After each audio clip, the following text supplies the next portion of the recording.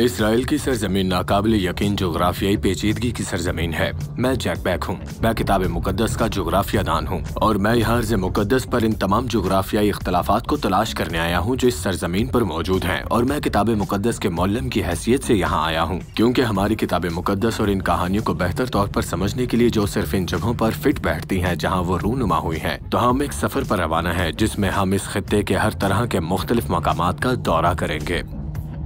आखिरी किस्त में हम कैसरिया फिलिप्पी में थे, जहां मशरिकीन पान और बाल जैसे छोटे माबूदों की इबादत करते थे। इस किस्त में हम किताब मुकद्दस के शहर दान का दौरा कर रहे हैं। ये सिर्फ चंद मील दूर है, लेकिन माजी में 1000 बरस पीछे जाना है। आइए देखते हैं कि अब जब इसराइल इस खित्ते का इंचार्ज है तो खुदा ताला की शनाख्त कैसे दिखाई देती है।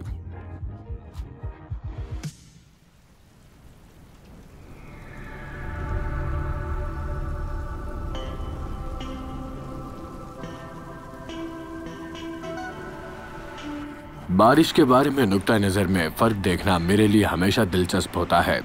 मैं शुमाली अमेरिका के वस्त मगरिब से हूँ। वहाँ बारिश की खबर अक्सर मौसमियाती एंकर के जरिए एक माफ़ी के साथ दी जाती है। वो कहते हैं हम माजरत चाहते हैं कि कल बारिश होने वाली है। बारिश एक ऐसी चीज़ है जो पिकनिक और परेड्स को ख़राब करती है, लेकिन एक ऐसी सरजमीन जो इसराइल की तरह पानी के लिए भूखी है। ये एक ऐसी सरजमीन है जहां बारिश को नेमत समझा जाता है और खुदा ताला की नेमत की निशानी समझा जाता है। और यहाँ पर बारिश की खबर को बुरा नहीं समझा जाता, बल्कि बहुत अच्छा समझा जाता है। यही वजह है कि दान के कबीले ने अपनी मखसूस विरासत को छोड़ दिया और इस कदीम शहर पर अपना दावा किया। हम अब भी कैसरिया फिलिप्पी से चंद मील के फासले पर कोहे हरमोन की बुनियाद पर मौजूद हैं, लेकिन ये मकाम, ये मकाम अर्ज़ ज़मीन में किसी भी दूसरे मकाम से कहीं ज्यादा सरसब्ज़ो शादाब है और ये इससे इर्द गिर्द की सबसे कीमती जमीन में से एक बनाती है। और इसके बारे में हर चीज इसराइल के खुदा ताला की शनाख्त के नजरिए को दिखाती है। दान के कदीम शहर का ज्यादातर हिस्सा अब भी दफन है। जमीन के ऊपर जो कुछ बचा है वो बहुत बड़ा है, जैसे 9वीं सदी में तामीर किए गए दरवाजे के उस वसी और इस ढांचे की तरह।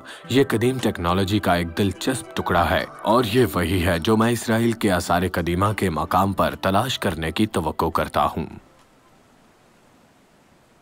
लेकिन ये मकाम हमेशा कोई अलग ही कहानी बयान करता है। हम जिस चीज को देख रहे हैं वो सिर्फ पत्थरों का ढांचा नहीं है, बल्कि एक इबादत गाह की बाकियात है। ये वाकई परेशान कुन है, क्योंकि ये इसराइल के शहर के बाहर एक मुशरिकाना पनाहगाह है। अब समझे परेशानी का बायस। 3 पत्थर 1, 2 और 3 मुख्तलिफ माबूदों की नुमाइंदगी करते हैं और ये फ्लैट पत्थर यहाँ शहर में जाने से पहले लुबान जलाने के लिए है।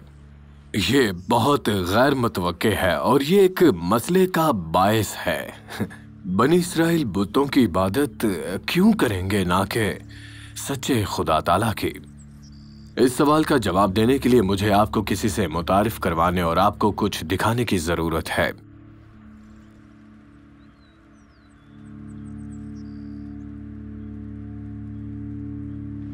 हजरत सुलेमान के बाद इसराइल की सल्तनत 2 हिस्सों में तकसीम हो गई, एक जनूबी और एक शुमाली हिस्सा, और बादशाह यरबाम शुमाल का पहला बादशाह था।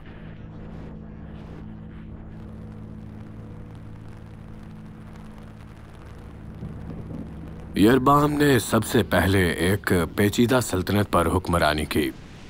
उसकी राया में बनी इसराइल भी थे जो खुदावन ताला की पूरी तरह से पैरवी नहीं करते थे, और किनानी भी मौजूद थे जो बाल की इबादत करते थे। जानबूझकर नाफरमानी और सियासी बका की कोशिश करते हुए यरबाम ने 2 नस्ली मजहब तश्कील देकर अपनी राया को एक मुत्तहिद करने की कोशिश की, जिसने खुदावन ताला की इबादत की, जिसने इसराइल को मिस्र से बाहर निकाला और बछड़े की इबादत को शामिल किया, जो कि बाल की इबादत से वाबस्ता अलामत में से एक थी। और उसने यहाँ दान में जो कुछ भी किया वो ये है कि अर्ज़ मुक़द्दस में सबसे ज़्यादा बुरे और बदनाम मकामात में से एक बनाया। हम इसे दान में आला मकाम के तौर पर जानते हैं, लेकिन इसमें से कोई भी यहाँ मौजूद नहीं। यरूशलेम में खाना खुदा वाहिद और इकलौता मकाम था जहां खुदावंद ताला चाहते थे कि उनके लोग कुर्बानियां गुजराने और उनके लिए नजराने लाएं। यरबाम को इस बात पर गहरी तशवीश थी कि अगर उसकी बनी इसराइल की राया इबादत के लिए यरूशलेम गई तो वो सल्तनत के इत्तेहाद के लिए तहरीक चलाएंगे और वो अपना ओहदा खो देगा। आपको ये दिखाने के लिए कि वो उससे बचने के लिए कितना संजीदा था और वो वाकई कितना मज़े का खेज था, मैं आपको आसार कदीमा के इस टुकड़े की मिसाल दिखाता हूँ।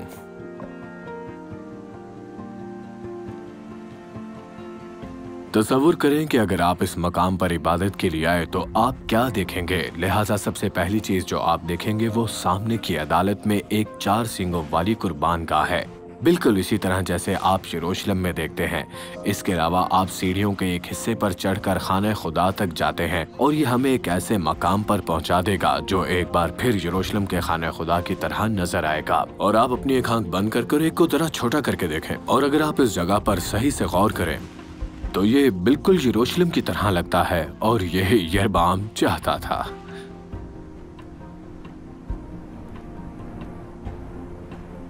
खुदा ताला ने फरमाया कि मैं वाहिद खुदा हूं जिसकी तुम इबादत करते हो। सुन ऐ इसराइल, खुदावंद हमारा खुदावंद एक है।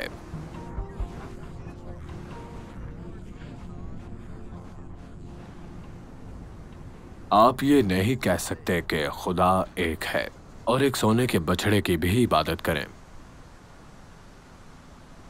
यरबाम बेहतर जानता था, दुनिया के मशरिकीन बेहतर नहीं जानते थे, लेकिन वो जानता था। और खुदावंद ताला इस तरह की बागियाना शख्सियत के साथ समझौता नहीं करने वाले थे जो उनकी ज़ाते अक़दस के लिए बदनामी का सबब बने। और इस तरह ये होलनाक गुनाह, यह गुनाह जो बनी इसराइल की हर नस्ल के जरिए 722 कबल मसीह तक चलता है, एक ऐसा गुनाह था जिसने बिलाखिर शुमाली सल्तनत को खात्मे जिलावतनी तक पहुंचा दिया और बादशाही कभी वापस नहीं आएगी।